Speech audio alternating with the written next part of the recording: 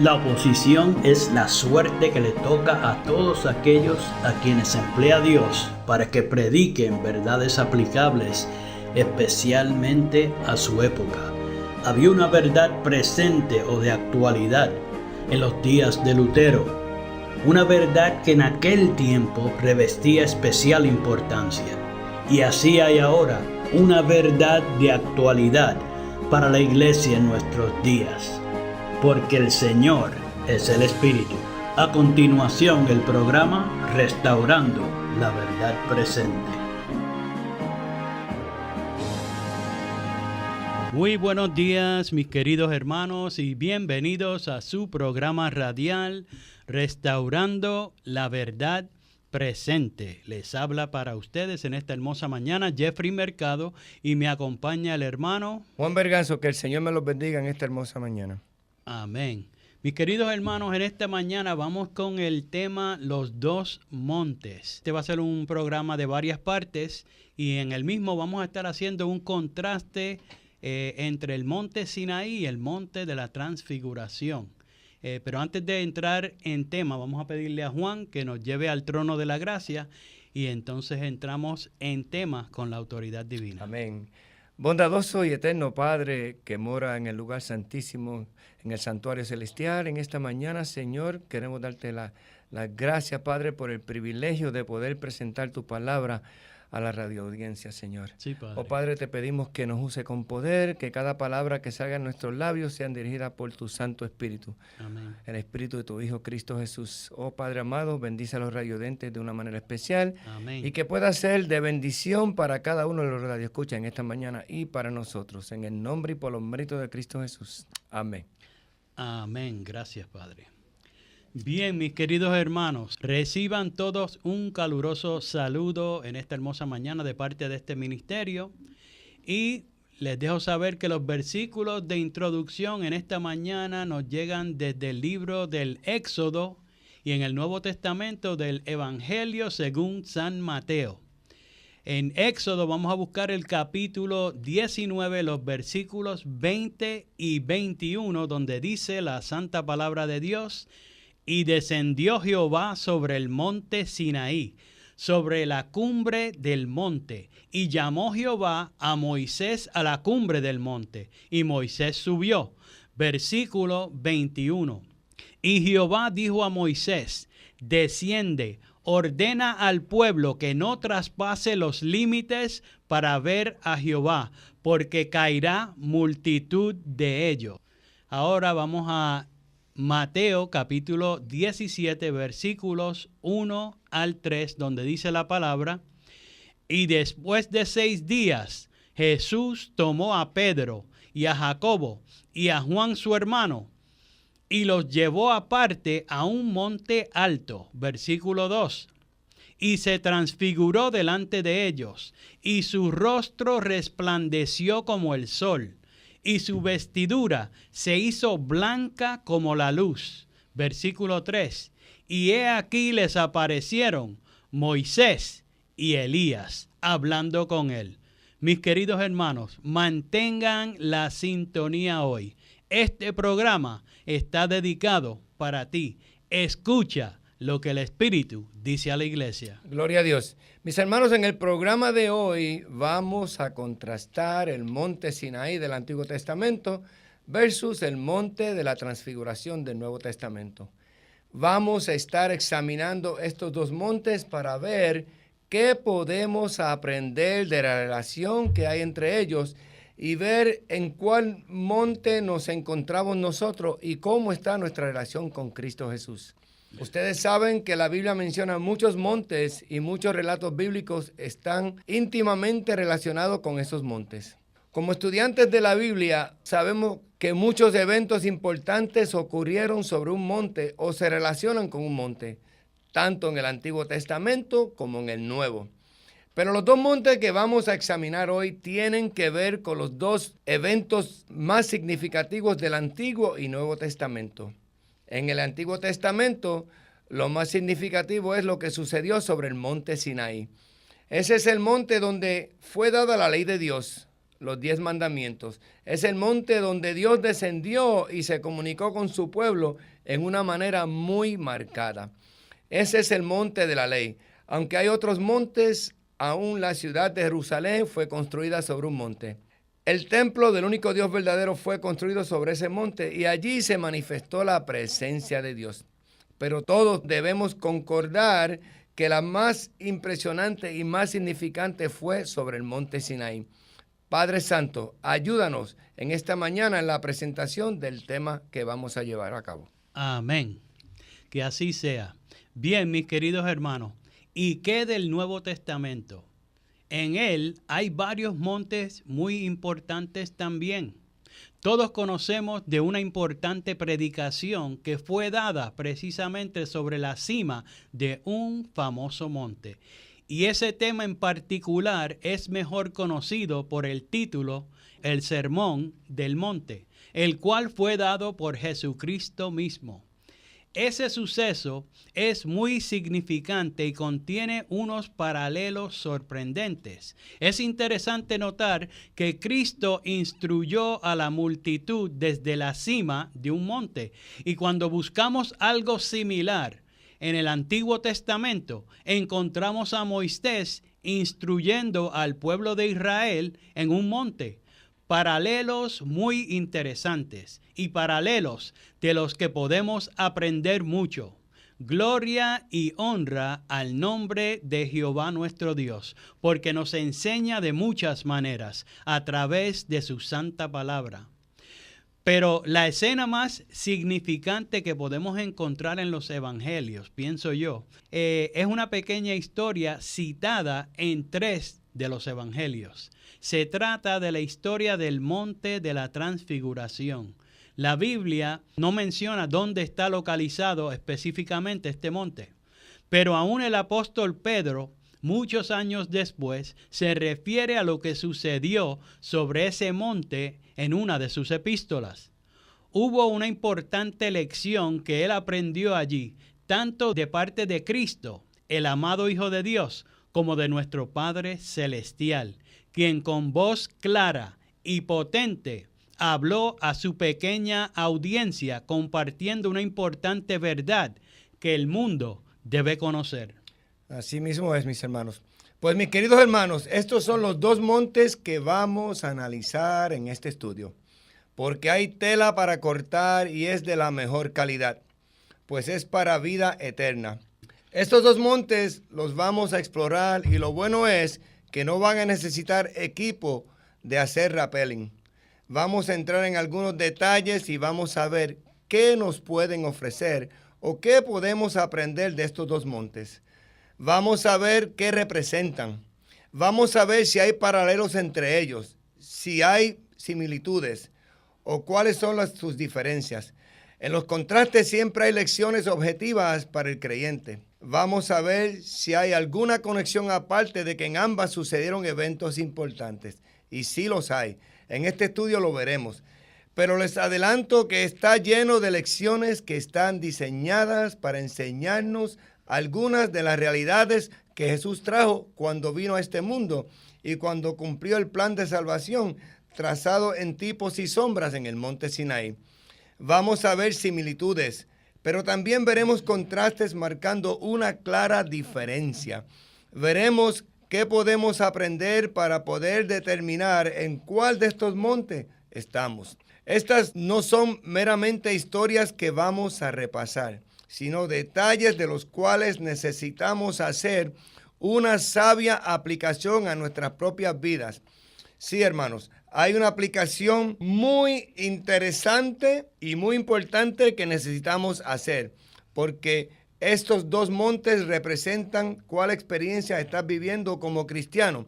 Eso lo vamos a explorar juntos, pero tienes que ser muy sincero contigo mismo para que haya provecho. Así es, mis queridos hermanos. En cuanto al monte Sinaí, no vamos a entrar en mucho detalle hoy porque estamos bastante familiarizados con lo que sucedió sobre ese monte.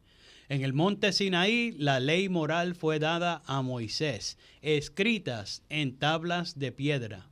Dios se encontró con Moisés para que él se comunicara con el pueblo. La gente particularmente no podía ni pisar los límites del monte. Si eres adventista y guardas la ley como todo buen adventista del séptimo día, sabes muy bien acerca de Éxodo 20, del monte Sinaí, de la dación de la ley, de la eternidad de la misma, de su vigencia actual. Y es así como estamos familiarizados. Se lo comunicamos a la gente y para muchos de nosotros de eso se trata nuestra misión. Por lo tanto, vamos a enfocarnos más en el otro monte, el monte de la transfiguración. Este monte lleva una historia que en realidad muchos no conocen a profundidad. Desconocen algunas lecciones básicas que emanan de este relato bíblico. Este suceso es un poco peculiar para el mundo cristiano. El significado de esta pequeña historia, que está registrada en Mateo, en Marcos y en Lucas, lo encontramos en algunos detalles del suceso que quiero que mantengan en mente, porque luego lo vamos a comparar con el monte Sinaí. Y al contrastarlo, esperamos que puedan ver un cuadro increíble salir de esta historia particular. Así que por lo tanto vamos ahora a Mateo capítulo 17 y vamos a leer los versículos 1 al 9, donde dice la santa palabra de Dios. 6 días después, Jesús tomó a Pedro y a Jacobo y a Juan su hermano y los llevó aparte a un monte alto, versículo 2, y se transfiguró delante de ellos, y resplandeció su rostro como el sol, y sus vestidos se hicieron blancos como la luz. Y he aquí les aparecieron Moisés y Elías hablando con él. Versículo 4. Entonces Pedro dijo a Jesús: Señor, bueno es para nosotros que estemos aquí. Si quieres, hagamos aquí 3 enramadas, una para ti, otra para Moisés y otra para Elías. Versículo 5. Mientras él aún hablaba, una nube de luz los cubrió, y he aquí una voz desde la nube que decía: Este es mi Hijo amado, en quien tengo complacencia. A él oíd. Versículo 6. Al oír esto, los discípulos se postraron sobre sus rostros y tuvieron gran temor. Versículo 7. Entonces Jesús se acercó y los tocó y dijo: Levantaos y no temáis. Versículo 8. Y alzando ellos los ojos, a nadie vieron sino a Jesús. Versículo 9. Cuando descendieron del monte, Jesús les mandó diciendo: No digáis a nadie la visión, hasta que el Hijo del Hombre resucite de los muertos. Esto es un relato muy familiar para el cristiano. Incluso a los niños se le cuenta a menudo. Un encuentro muy especial. Es muy interesante notar que Jesús transfigurado está con Moisés y Elías, mientras ellos son observados por Pedro, Jacobo y Juan. La razón por la cual leímos el relato es porque hay detalles aquí que son importantes tener en mente. A veces pasamos por alto detalles muy significantes y perdemos la lección que el Eterno quiere brindarnos. En este relato en particular vamos a tratar de contestar ciertas preguntas como: ¿por qué Dios envió a estos 2 hombres para hablar con Jesús? ¿Cuál era el punto de este evento en particular? ¿Por qué Jesús le dijo que no se lo revelaran a nadie hasta que resucitara? ¿Y cuál es el significado de todo esto y de qué trata realmente? Sí, mis queridos hermanos, las respuestas a estas interrogantes es lo que queremos descubrir en esta mañana. Y por eso es que estamos mirando estos detalles tan importantes. Vamos a leer el mismo suceso, pero ahora de otro de los evangelios, porque así encontraremos otros pequeños detalles que luego vamos a combinar con los de Mateo para ver lo que podemos aprender de todo esto. Y para que lo tengan fresco en la mente, lo vamos a leer ahora. se encuentra registrado en Lucas capítulo 9, versículos 27 al 36. Y dice la palabra de Dios: pero os digo en verdad que hay algunos de los que están aquí que no gustarán la muerte hasta que vean el reino de Dios. Versículo 28. Aconteció como 8 días después de estas palabras que tomó a Pedro, a Juan y a Jacobo y subió al monte a orar. Versículo 29. Y entre tanto que oraba, la apariencia de su rostro se hizo otra, y su vestido blanco y resplandeciente. Versículo 30. Y he aquí 2 varones que hablaban con él, los cuales eran Moisés y Elías. Versículo 31. Quienes aparecieron rodeados de gloria y hablaban de su partida, que iba Jesús a cumplir en Jerusalén. Versículo 32. Y Pedro y los que estaban con él estaban rendidos de sueño, mas permaneciendo despiertos, vieron la gloria de Jesús y a los varones que estaban con él. Versículo 33. Y sucedió que apartándose ellos de él, Pedro dijo a Jesús: Maestro, bueno es para nosotros que estemos aquí y hagamos 3 enramadas, una para ti, una para Moisés y una para Elías, no sabiendo lo que decía. Versículo 34. Mientras él decía esto, vino una nube que los cubrió y tuvieron temor al entrar en la nube. Versículo 35. Y vino una voz desde la nube que decía: Este es mi hijo amado, a él oíd. Versículo 36. Y cuando cesó la voz, Jesús fue hallado solo, y ellos callaron. Y por aquellos días no dijeron nada a nadie de lo que habían visto. Esto es lo que Jesús había ordenado. Ahora, algo que es interesante en este relato es que aquí hay más detalles dados y sabemos ahora de qué le hablaban Moisés y Elías. Le hablaban del cumplimiento de su muerte, según lo prefigurado en tipos y sombras. Tenían una conversación sobre su muerte y dice el relato que todos aparecieron juntos en gloria.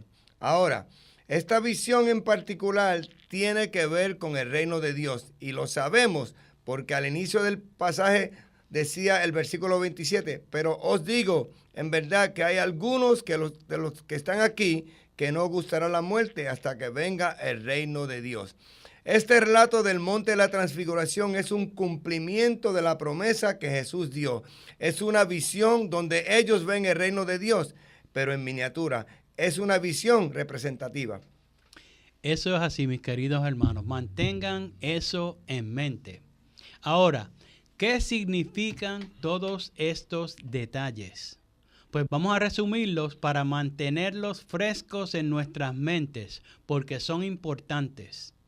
Es una visión que tiene que ver con el reino de Dios. Gloria a Dios. Esto queda claramente estipulado, y si quieren anoten estos versículos, en Lucas capítulo 9, versículo 27, en Mateo capítulo 16, versículo 28, y en Marcos capítulo 9, versículo 1. Ahora, estaban en un monte alto, donde Jesús fue a orar y fue transfigurado, resplandecía. Cristo fue glorificado. Ahora, Moisés y Elías aparecieron con él, también glorificados. Ese es otro punto importante, mis queridos hermanos. En esta visión, tanto Cristo como Moisés y Elías estaban glorificados. Y le hablaban específicamente Moisés y Elías acerca del cumplimiento de su muerte. Mientras ellos se van, Pedro dice: ¿por qué no hacemos 3 enramadas? Lo que son en realidad tabernáculos o cabañas para Jesús, para Moisés y para Elías. Luego, una nube brillante los cubre y los discípulos sienten temor. Y luego escuchan la voz de Dios. El Padre da instrucciones de que deben escuchar al Hijo. Y luego, solo Jesús se queda con ellos. Entonces Cristo les da instrucciones, y esto es otro detalle importante, mis queridos hermanos. Cristo le da instrucciones de que no debían contarle a nadie hasta después de su resurrección. Eso es un punto muy importante. Ahora, ¿por qué Jesús le daría estas instrucciones? Pues la respuesta está en la instrucción que Cristo mismo da. Porque esto era una visión de algo que iba a suceder justamente después de su resurrección. Lo que sucedió en el monte de la transfiguración era en sí una revelación de un evento que tomaría lugar en el futuro. La instrucción de Jesús confirma esto. Le dice: no digan nada hasta después que yo sea levantado de los muertos. Porque, en otras palabras, esta visión tiene que ver con un evento que sucedería después de su muerte y su resurrección, después de su victoria. Gloria a Dios. Ahora vamos a ver cómo es este evento y cómo podemos conectar los puntos. La razón por la cual mencionamos estos detalles es para que los tengan en mente cuando comencemos a examinar el otro monte. Porque vamos a ver paralelos muy interesantes, mis hermanos. Pero noten, más tarde el apóstol Pedro en su epístola nos da una clave más allá sobre este evento en particular y qué realmente significa. En 2 de Pedro, el capítulo 1, en los versículos del 16 al 18, dice lo siguiente: porque no os hemos dado a conocer el poder y la venida del Señor Jesucristo, siguiendo fábulas artificiosas, sino como habiendo visto con nuestros propios ojos su majestad. Versículo 17. Pues cuando él recibió de Dios Padre honra y gloria, le fue enviada desde la magnífica gloria una voz que decía: este es mi Hijo amado, en el cual tengo complacencia. Y el versículo 18. Y nosotros oímos esta voz enviada del cielo, cuando estábamos con él en el Monte Santo. ¿De qué relato está hablando aquí Pedro? Queda muy claro que es del monte de la transfiguración. Así que cuando el Padre habló diciendo: este es mi Hijo amado, Jesús había recibido ¿qué? Honra y gloria, mis hermanos. Amén. Este suceso es similar a otro evento del Evangelio, cuando se escucha la voz de Dios, cuando el Padre también habló y dijo: este es mi Hijo amado. Y eso fue en el bautismo de Jesús. En esa ocasión, Cristo también recibió honra y gloria de parte de su Padre, el único Dios verdadero. Amén. Gloria y honra a su santo nombre. Pero la gloria que recibió ahí, refiriéndonos al bautismo, fue condensada literalmente en la forma de una paloma que descendió sobre él. Cristo estaba recibiendo la aprobación divina mediante el Espíritu Santo de Dios, no de un tercer ser desconocido. Y ahí hay una conexión entre recibir el Espíritu Santo y recibir gloria. Una importante conexión que Pedro está haciendo aquí. Juan, el discípulo amado, también registra otra conexión mientras vamos armando este caso.